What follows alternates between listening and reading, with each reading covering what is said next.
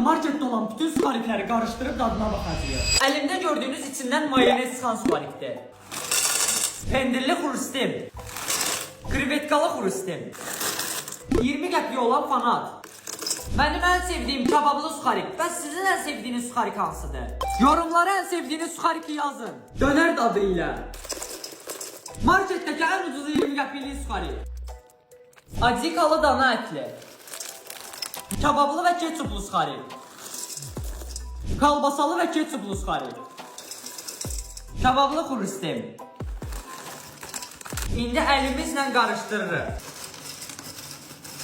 Hamısı birbirine karıştı.